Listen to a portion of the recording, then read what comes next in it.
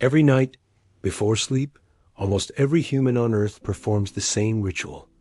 They close a door. They turn a lock. And in that simple action lies thousands of years of fear, invention, and survival. Doors are the quiet witnesses of history. They have stood between kings and assassins, families and famine, secrets and exposure. They have separated the safe from the dangerous, the powerful from the powerless, the private from the public. This is the story of how humanity learned to shut the world out and protect what lies within. Long before cities, before writing, before money, early humans needed shelter. Caves, huts, and primitive structures offered protection from nature, but not from each other. As societies settled and agriculture emerged, ownership became real. Stored grain, tools, and livestock created something new, something worth stealing. The first doors were nothing more than barriers. Heavy stones, wooden planks, woven gnats. Their purpose was simple: block entry. But as settlements grew into villages, and villages into cities, walls were no longer enough. Homes stood side by side. Strangers lived close. Trust diminished. The need for controlled access was born. And with it, the earliest locks. The oldest known lock dates back over 4,000 years to ancient Egypt. It was a wooden pin tumbler lock, remarkably similar in concept to modern mechanical locks. Large wooden bolts slid into place, secured by pins that could only be lifted by a specially shaped wooden key. This wasn't just a technological breakthrough, it was a social one. For the first time, access was selective. Security belonged not to the strongest, but to the one who possessed the key. In Mesopotamia and Babylon, doors became status symbols. Wealthy homes featured reinforced wooden doors banded with bronze. Temples and palaces used massive gates not only for defense, but for intimidation. Doors communicated power.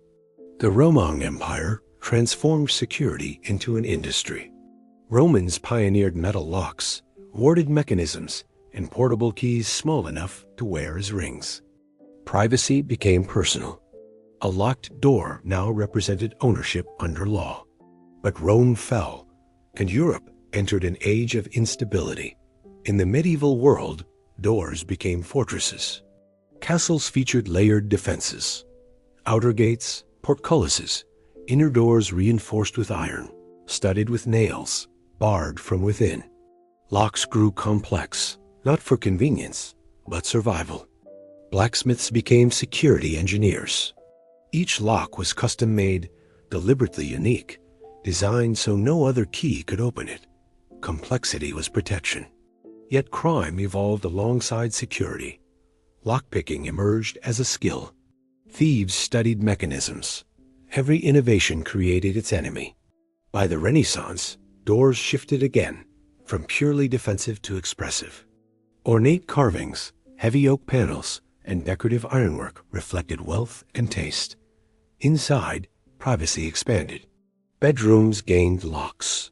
Studies and cabinets protected documents and valuables. Security entered domestic life. The Industrial Revolution changed everything. Mass production standardized doors and locks. What was once custom forged became factory made. Urbanization increased theft, but also accessibility. Middle-class homes now had locks, identical locks. Standardization made security affordable, but predictable. In response, inventors raced to improve mechanisms. In 1778, Robert Barron patented the double-acting tumbler lock. Later, Jeremiah Chubb introduced tamper-resistant designs after a government challenge to improve prison security. In 1861, Linus Yale Jr. perfected the modern pin tumbler lock, the foundation of most mechanical locks still used today. Cities expanded upward. Apartment buildings, offices, banks, and vaults demanded layered security. Doors became systems, frames, hinges, bolts, alarms. By the 20th century, fear had new shapes. Wars, espionage, organized crime, and financial institutions drove advanced security. Vault doors weighed tons. Combination locks removed keys entirely.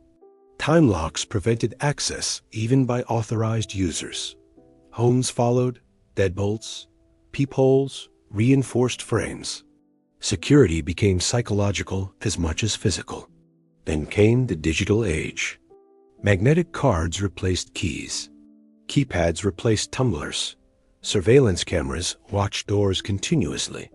Smart locks connected to phones, networks, clouds. Biometrics turned the human body into the key. Fingerprints, faces, retinas. But the ancient struggle remained. Hackers replaced lockpickers. Breaches replaced break-ins. Security shifted from metal to code, from force to data. And doors, once made to stop animals, now defend against invisible threats. Doors and locks reshaped society's understanding of privacy, trust, and control. They allowed cities to function, commerce to flourish, homes to become sanctuaries, laws to be enforced. They also created inequality. Those with better security lived safer lives. Those without remained vulnerable. Even today, a locked door signals ownership, authority, and exclusion. It decides who belongs and who does not. From palace gates to prison cells, from bedroom doors to digital firewalls, security defines social boundaries. The door is never neutral. Every door ever built asks the same question: who is allowed in? And every lock answers it. As technology advances, doors grow smarter, faster, less visible.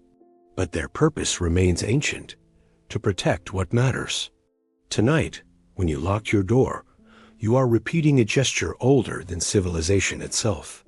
A quiet act of trust in human ingenuity. And a reminder that safety has always been something we must build, one door at a time.